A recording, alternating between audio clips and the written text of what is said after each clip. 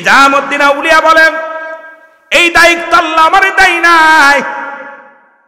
এমন একজন পাগলের নাম আমি তোমার কাছে বলে দিলাম, ওই পাগলটার কাছে যদি যেতে পারো, ওই একমাত্র ওই পাগলই পারে সন্ধান দিতে। ওই পাগলটার খুঁজে পেতে হবে। কয় পাগলের বাড়ি কোথায়? ডাক দেখায় বাচ্চা শাহজাহান, সেই পাগলটা তোমার রাজ্যে বাস করে, তার নাম হলো আল্লাহর ওলি হারে বারে শাহ। জোরে জোরে চিল্লায় বলা যাবে না মারহাবা। নাম কি? নাম কি? হারে বারে শাহ রহমাতুল্লাহ আলাইহি। জোরে বলেন মারহাবা। এই হারে বারে শাহ যিনি দুনিয়ার জিন্দেগির পানি খায় না, ফলমূল খায় না, গাছের লতা পাতা খায়, 40টা বছর সাধনা করে জঙ্গলের মধ্যে মানুষের সঙ্গ ছেড়ে দিয়ে ওই গাছের মধ্যে বয়া বয়া মাওলা জিকির করে। ওই পাগলটা বাইরে বাইরে হয় না, সারা রাত ভরে তাহাজ্জুদের নামাজে বসে কান্দে। ওই পাগল কোরআন তেলাওয়াত করে গাছের মধ্যে বয়া বয়া। পাগল শুধু নামাজ আর নামাজ, সিজদার মধ্যে পড়ে পড়ে মাওলারে ডাকে। ওই পাগলটার যদি সন্ধান পাও তাহলে মসজিদ ঠিক করা যাবে।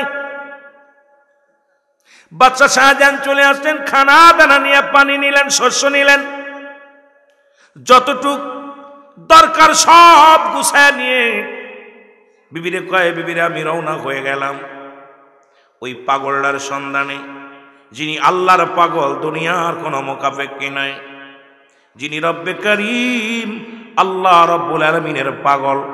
ওই পাগলটার সন্ধানে আমি রওনা হয়ে গেলাম। ওই পাগলকে যদি পাই তাহলে ফিরে দেশে আসব, যদি না পাই আর কোনোদিন ফিরে আসব না। কারণ ওই মসজিদ যদি আমি বাঁচাইতে না পারি, মসজিদটাকে কত ভালোবাসি। কত মুসল্লি আছে দেখবেন মসজিদে আয়া ঝাড়ি দেয়, মুছে দেয়, আর কিছু কিছু মুসল্লি আসে মনে ওর বাপ দাদার সম্পদ, এমন ঝাড়ি দেয়, এই টাকা দি না, এই তোর ঘাড়ের গামছা দিয়া রুমাল দিয়ে মসজিদটা সৌন্দর্য কর।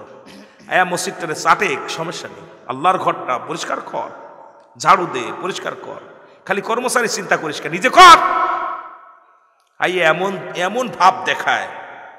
কিছু আছে না বাবা, যদি কোনো অনেক মসজিদে খাদেম আছে, আর এই খাদেমের উপরে কি যে ট্রাস্টিং করে বাবা,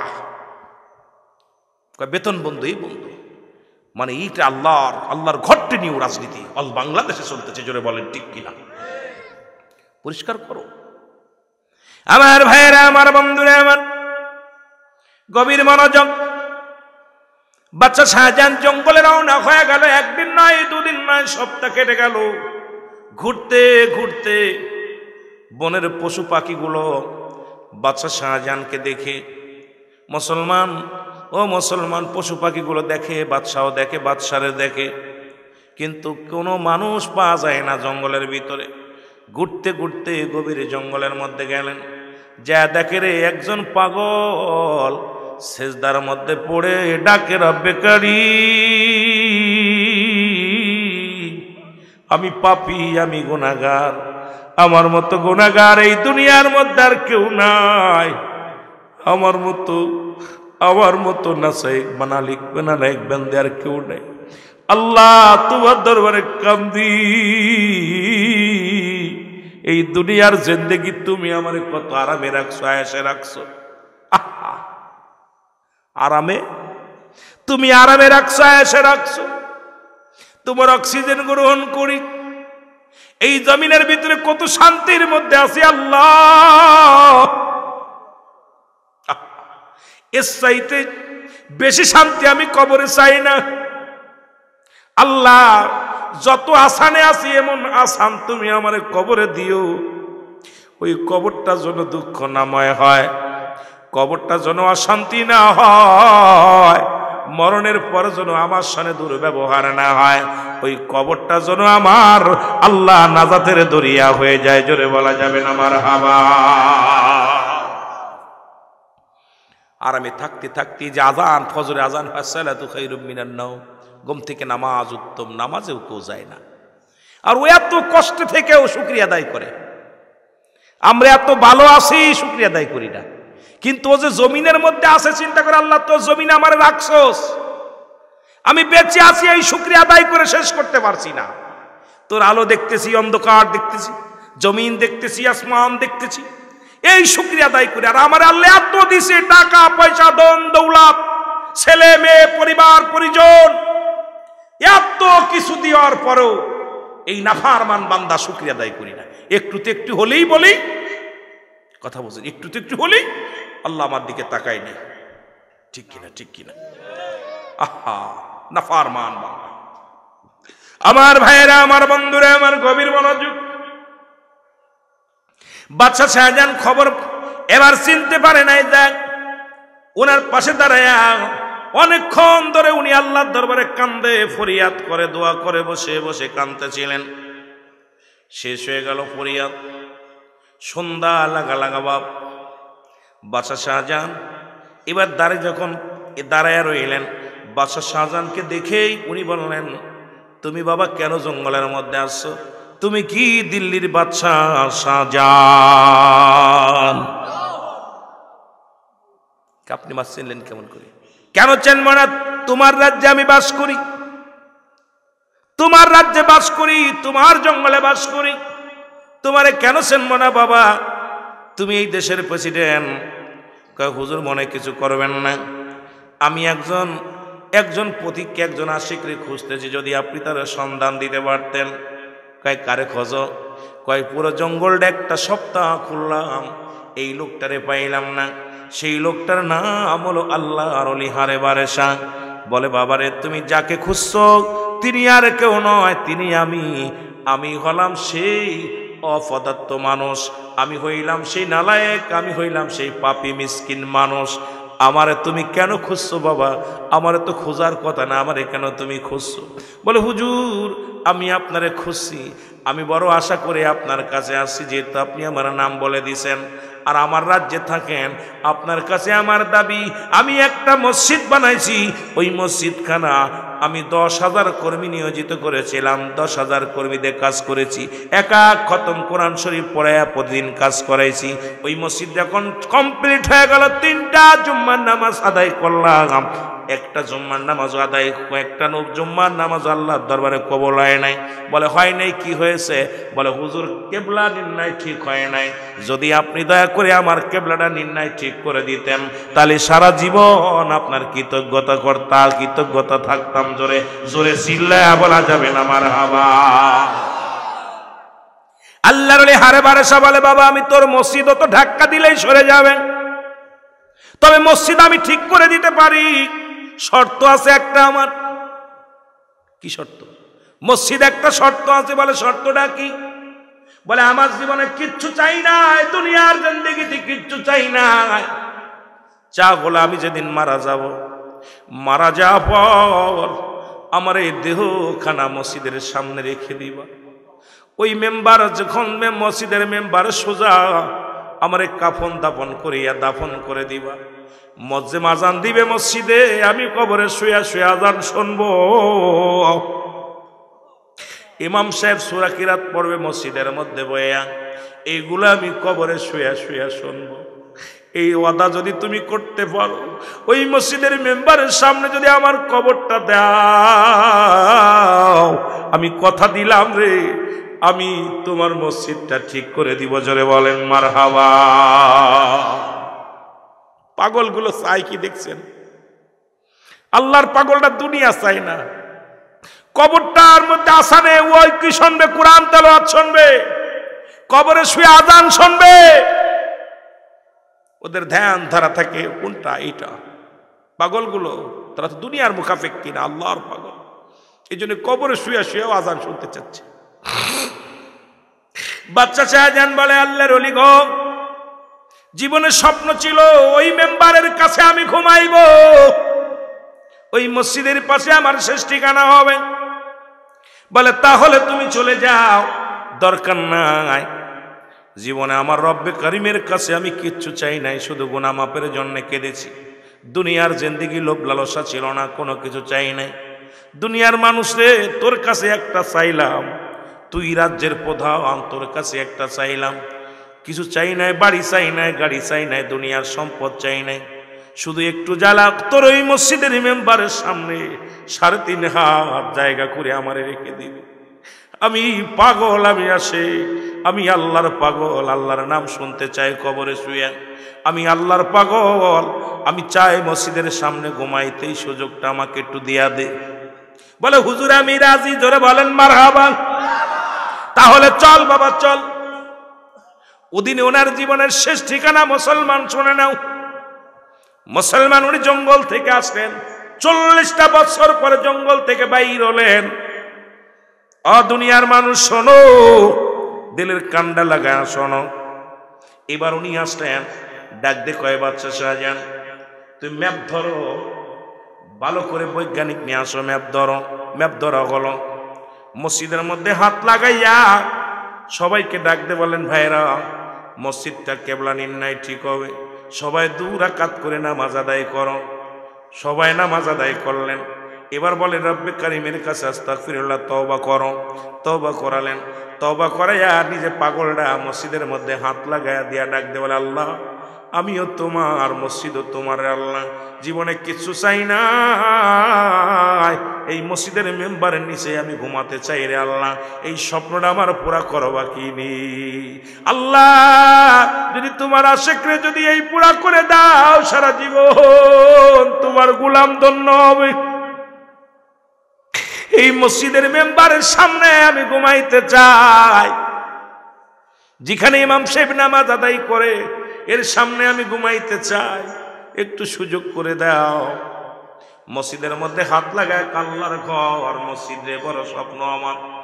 যখন হাত লাগাইছে সঙ্গে সঙ্গে কেবলা নির্ণয় হয়ে গেছে, জোরে বলা যাবে না মারহাবা। আর একটু জোরে বলো আল্লাহু আকবার। এই মসজিদটার নাম হলো জুম্মা মসজিদ, দিলের জুম্মা মসজিদ। এই মসজিদের মধ্যে মুসলমান শোনো, একটু দিলের কান্ডা লাগায় শোনো, যারা দিল্লিতে যাবেন নামাজ আদায় করবেন, এই মসজিদের ডান পাশের পিলারটা ভেঙে গেছে এখন একটা, ওখানে একটা কাঁঠাল গাছ ছিল, এই কাঁঠাল গাছটা ভেঙে ঝড়ে পড়িয়া পাশের কিছু ইট ভেঙে গেছিল, আবার নতুন করে নির্মাণ করেছে। ওই মসজিদের মধ্যে নামাজ আদায় করলে একটা মানুষ যখন দাঁড়ায় যায়, ওই মানুষটা মনে হয় 4-5 জন পাশে দাঁড়ায় আছে। যখন আপনি তখন কাকামত দিয়ে দাঁড়ায় যাবেন, দেখবেন মনে হয় ডান পাশে মানুষ, বাম পাশে মানুষ, সামনে মানুষ, পিছে মানুষ, কেমন যেন একটা আচমকা ভাব লাগে। ওই মসজিদের মধ্যে ঢুকলে একটা শান্তি পাবেন মুসলমান। এই মুসলমান দিল্লির জুমা মসজিদটা আজও পর্যন্ত আছে। আর দিল্লির জুমা মসজিদের সামনে ওই পাগল আল্লাহর ওলি হারে বারেসার কবরখানা আছে, জোরে বলেন আল্লাহু আকবার। যাদের কথা আল্লাহ রাসূল বলে মেরকাত শরীফ, মেরকাতের 10ম খণ্ড 722 নম্বর পৃষ্ঠা, তাফসীরুল বায়ান 5ম খণ্ড 524 নম্বর পৃষ্ঠা, রাসূল বলে আলা সাবধান, ইন্না নিশ্চয়, আলা ইন্না আউলিয়াল্লাহি, আল্লাহর তরফ থেকে যারা ওলি হয়, লা ইয়ামুত, তাদের মৃত্যু নাই। আজও পর্যন্ত ওই জায়গা শুয়ে আছে, যদি কোনো ব্যক্তি যান দেখে আসবেন, আল্লাহর ওলির মাজারটাও জিয়ারত করে আসবেন, ওই মসজিদখানে নামাজ পড়ে আসবেন। এই জন্য আজকের এই মসজিদ উন্নয়ন প্রকল্পের মাহফিলখানে আমি আপনাদের কাছে করজোরে দাবি করি, মসজিদকার লজ্জা দিবেন না, যার যতটুকু সাধ্য থাকবেন গোপনে দান করিয়া দিয়ে আসবেন। মুসলমান সভাপতি সেক্রেটারি হাতে দিয়া বলবেন ভাইজান এই মসজিদের কাজ শুরু করেন, কারণ এই মসজিদে একমাত্র আমার নাজাতের দরিয়া হয়ে যেতে পারে। যেদিন সব কিছু শেষ হয়ে যাবে, কুল্লু মান আলাইহা ফান, আল্লাহ বলে বান্দারে সব কিছু শেষ হয়ে যাবে, যেদিন কিচ্ছু বলতে কিচ্ছু থাকবে না, সেদিন থাকবে শুধু আমার আল্লাহ। যেদিন এই আসমান জমিনের মধ্যে যা কিছু আছে সব কিছু চূর্ণ বিচ্ছিন্ন করে দিবে। আল্লাহ বলে বান্দার এই জমিনটা আমি পুরা তামা বানায় দিব, এই জমিনের মধ্যে যত পানি আছে পানিগুলো পুড়ে ছাই হয়ে যাবে। যেদিন কিচ্ছু বলতে কিচ্ছু থাকবে না, সেদিন থাকবো শুধু আমি আল্লাহ, আমি থাকবো আমার নবীর ভালোবাসা নিয়ে। ও মুসলমান, ওই দিন কাজে লাগবে, কিয়ামতের আগ পর্যন্ত মসজিদগুলো শেষ হবে না। ওই মসজিদে যারা দান ধ্যান করবে, মসজিদকে যারা ভালোবাসবে, ওই মসজিদ তার জন্য সুপারিশকারী হয়ে যাবে, জোরে বলা যাবে না মারহাবা। আর একটু জোরে বলো আল্লাহু আকবার। এই মসজিদটাকে ভালোবাসতে চাই কি চাই না? শুধু এটা না, যার যার মহল্লায় যত মসজিদ আছে ওই আল্লাহর ঘর যত উচ্চ হবে, আল্লাহর ঘর যত সৌন্দর্য হবে, ততই সৌন্দর্য করার জন্য চেষ্টা করব। যদি টাকা পয়সা না দিতে পারি, মনে প্রাণে ভালোবাসবো আল্লাহর ঘরে। জোরে বলেন ঠিক কিনা? রাজি আছেন কে কে? একটু হাত তোলেন। আল্লাহ। আর কই এক তাকবীরের শেষ নেই। নারায়ে তাকবীর, নারায়ে রিসালাত, ইয়া রাসূলুল্লাহ। সুবহানাল্লাহ বলেন না? আমিন বলেন, আমিন বলেন। শুধু আপনার মসজিদ না, যত মসজিদ আছে এই মসজিদগুলোর দিকে আমাদের নজর রাখার দরকার। আজকে দেখেন হিন্দুরা মন্দির বানাইতেছে, ঘরে ঘরে মন্দির বানাইতেছে। বাংলাদেশের মসজিদগুলো, গির্জা মসজিদ, এগুলো আমাদেরকে একটা মুসলমানদের সবচেয়ে উপসালা বড় একটা ইবাদতের জায়গা। মসজিদ হলো পৃথিবীর সবচেয়ে মুসলমানদের নিরাপদ জায়গা, শান্তির জায়গা। আল্লাহর ঘরের ভিতরে গেলে আল্লাহর মেহমান হয়ে যায় আমরা। জোরে বলেন ঠিক কিনা? আরো জোরে, আরো জোরে। মক্কা মদিনায় যারা গেছেন, আজও পর্যন্ত যদি কোনো ব্যক্তি অন্যায় করে মসজিদে প্রবেশ করে মাফ পেয়ে যায়। যতক্ষণ পর্যন্ত মসজিদ থেকে বাইর না হয় তার বিচার হয় না। আর আমাদের দেশে মসজিদে ধরিয়ে ধরিয়ে টানিয়ে টেনে বের করে। যারা বলেন ঠিক কিনা? আহা, সেদিনকেও দেখলাম একটা ভিডিওর মধ্যে যে আপনার মদিনা শরীফে একজন ব্যক্তি ফাঁসির রায়, মানে কতলের রায় হয়ে গেছে, কিন্তু সে মসজিদে ঢুকছে আর বেরোচ্ছে না, বাড়ছে না। এরপরে উনি ঢুকছে, সেই সকালে ঢুকছে আর বেরোচ্ছে না, কাঁদতেছে বসে। এরপর ওনাকে মাফ করে দেওয়া হয়েছে। সুবহানাল্লাহ বলেন না? আরো জোরে, আরো জোরে। আর আমার দেশের অবস্থা, আরে মুসলমান 92% মুসলমানের দেশে মসজিদের ফিতরা আদায় করতে হয়, মসজিদের জন্য জাকাত আদায় করতে হয়, মসজিদের জন্য কালেকশন করতে হয়। বাবা, মসজিদটা তো আল্লাহর ঘর, এটা বলা লাগবে কেন? মহল্লায় যারা আছি সবাই তো আমাদেরকে চিন্তা করতে, আমার এলাকার মসজিদ, আমার মসজিদ, এটা কিভাবে সৌন্দর্য হবে, এটা আমাকেই দায়িত্ব নিতে হবে। যেটা বলেন ঠিক কিনা? আমারই দায়িত্ব নিতে হবে। এটা বলবে কেন? কমিটির লোক বলবে কেন? কমিটির লোক দায়ী ঠেকছে নাকি? আপনারা বলবে কমিটির লোক দায়ী ঠেকছে? আপনার দায়িত্ব আছে না? আপনার নিজ নিজ দায়িত্বে করেন। পারছেন 2 গাড়ি ইট দিবেন, পারছেন 1 গাড়ি ইট দিবেন, পারছেন আপনি কি বালু দিবেন, যা পারবেন। মসজিদে কি চায়, মসজিদে কি লাগে, কার্পেট লাগবে, কি লাগবে, ওদিকে নজর দিবেন। আপনি যেটুকু পারেন গোপনে, ভাই এই 5000 টাকা আমার ছেলে মেয়ে নিয়ে খরচ করলেও তো করতাম, আমি আল্লাহর ঘরে দিয়ে গেলাম, গোপনে কাজ করে ফেলেন। সুবহানাল্লাহ বলেন না? কি এরম হচ্ছে কেন? এরম হচ্ছে কেন? এটার একটাই কারণ হলো আমাদের দুনিয়া ধরে ফেলেছে। জোরে বলেন ঠিক কিনা? লা ইলাহা ইল্লাল্লাহু মুহাম্মাদ রাসূল, এই কালেমা পড়ে আমার পরাণ বুলবুল, আমার পরা বলে লা ইলাহা ইল্লাল্লাহু, লা ইলাহা মুহাম্মদ রাসূল, এই কালেমা পড়ে আমার পরাণ বুলবুল, আমার বল আল্লাহ সারা দোসরা নাই, মাবুদ কেহ নাই আমার, মুহাম্মদ মুস্তাফা নবী পিয়ার রাসূল, মুহাম্মদ মুস্তাফা নবী প্রিয় রাসূল, আখেরাতে পার হবি তুই ফুল, পার হবি তুই ফুল। লা ইলাহা ইল্লাল্লাহু মুহাম্মাদ রাসূল, বলো লা ইলাহা, আখেরাতে পার হবি তুই ফুল, সিরাতের ফুল, বলো আখেরাতে পার হবি তুই ফুল। আল্লাহুম্মা সাল্লি মাওলানা মুহাম্মাদ আলা মাওলানা। এ ভাইরা আমার, বন্ধুরা আমার, কথাগুলো বললে খালি কথা এসে যায়, আলোচনা করতে গেলে শুধু একটার পর একটা আলোচনা এসে যায়। আলোচনা মুখ্য বিষয় না বাবা। আজকের এই মাহফিলে আমরা যারা এসেছি সবাই তো গুনাহ মাফের জন্য এসেছি। জোরে বলেন ঠিক কিনা? মানুষের মৃত্যু হয় 2টা টাইমে, একটা রাতের বেলা, একটা দিনের বেলা। রাত শেষ করে, রাত শুরু করেছি 1টা বাজতে চলল, দিন শুরু করেছিলাম দিন শেষ করেছি, মৃত্যুবরণ করে নাই, সকাল পর্যন্ত বেঁচে থাকবো কেউ গ্যারান্টি দিতে পারবো না, গ্যারান্টি দেওয়ার সম্ভাবনায়। কারণ কখন যেন পরবর্তী সময় তোমার জন্য আমার জন্য কি নিয়ামত বয়ে আনতেছে আমরা কেউ জানি না, কোনোদিন সম্ভব নয়। এটা সম্ভব নয়। অদরদি বন্ধুরা শুনে নাও, এই জন্য এই দুনিয়ার মধ্যে যতদিন পর্যন্ত থাকবো ইবাদত বন্দেগী করব কি করব না।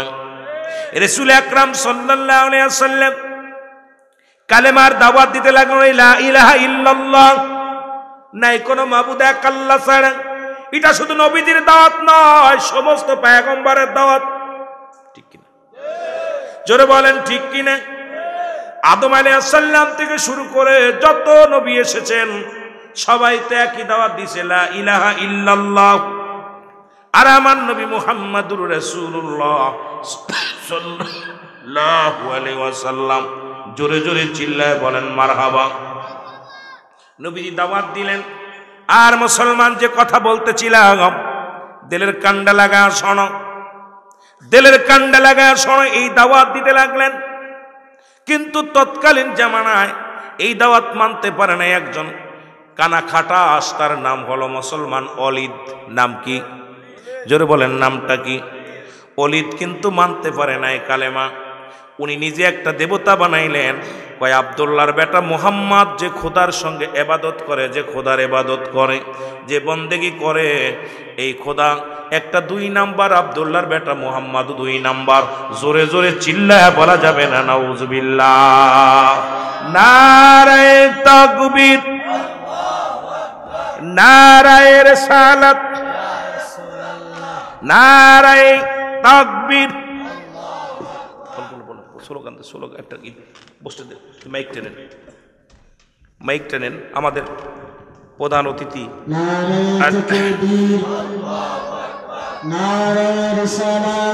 ভালো আছে, সভাপতি সাদর আগমন, পীরে তরিকত আজ আহমদ জুবাইর সিদ্দিকী হুজুরের আগমন, এলাকাবাসীর পক্ষ থেকে, মাহফিল কমিটির পক্ষ থেকে ধন্যবাদ। আজকে যিনি আমাদের মাঝে এসে গেছেন, সভাপতি এবং প্রধান মেহমান জনাব হযরত মাওলানা জুবাইর আহমেদ সাহেব আমাদের মাঝে আগমন করেছে। আপনারা খুশি না বেজার? উনি আলোচনা করবে, আমি অল্প একটু কথা বলি, তারপরে শেষ করি। রাসূল আকরাম সাল্লাল্লাহু আলাইহি ওয়াসাল্লামের এই দাওয়াত তৎকালীন জামানায় যারা মানছে তারাই কামিয়াব হয়েছে, কিন্তু ওর ভিতরে একজন মানতে পারে না, নাম হলো অলিদ। নাম কি? অলিদ নামে একজন। তিনি আল্লাহ একজন আছে এটা মানতে পারে নাই। উনি নিজে একটা পুতুল বানাইছে স্বর্ণ দিয়া। কি দিয়া? জোরে বলেন কি দিয়া? এই কথাটা বলে শেষ করব ইনশাআল্লাহ। কষ্ট হচ্ছে আপনাদের? কষ্ট হচ্ছে? আপনারা ধৈর্য ধরে শুনতেছেন আলোচনা। একটা বিষয়ের উপর আমি আলোচনা করেছি, অনেক দিন ছাড়াই ফেলেছি, কিন্তু মসজিদের খেদমতের বিষয় এটা বলতে যেয়ে আমি রাত প্রায় 1.5 ঘন্টা খেয়ে ফেলেছি, প্রায় 1.5 ঘন্টা খেয়ে ফেলেছি ওটা বিষয় বলতে বলতে। যেটা বলতেছি আমি কথাগুলো, অলিদ কি করলেন? একটা পুতুল বানাইলেন। এই পুতুলকে সেবা যত্ন, তার পায়ে চুমো দেওয়া, তাকে পূজা করা শুরু করলো। ভালো করে খেয়াল করবেন, আমার নবী দাওয়াত দেয় আল্লাহ ছাড়া কোনো মাবুদ নাই, আমি তার প্রেরিত রাসূল মুহাম্মদুর রাসূলুল্লাহ সাল্লাল্লাহু আলাইহি ওয়াসাল্লাম। জোরে বলেন মারহাবা। আর একটু জোরে বলেন মারহাবা। কিন্তু অলিদ কয় তোর খোদার মানব না। একদিন রাত্রে অলিদের খোদা রাত্রে ডাক দিছে, অলিদ। বলে জি। বলে বাবা, আব্দুল্লাহর বেটা মুহাম্মদ একজন দান্দাবাজি। নাউজুবিল্লাহ বলেন না। বলে আব্দুল্লাহর বেটা মুহাম্মদ যে ধর্ম নিয়ে আইছে এটা বাতিল, ওর খোদার কোনো পাওয়ার নাই, ওর আল্লাহর কোনো পাওয়ার নাই। আমি তোমার খোদা, আমারে যত সেবা করো, যত পূজা করো, তত রাজি হই, তত খুশি হই, তোমার উপরে রহমত আসে। সবাই রে বলে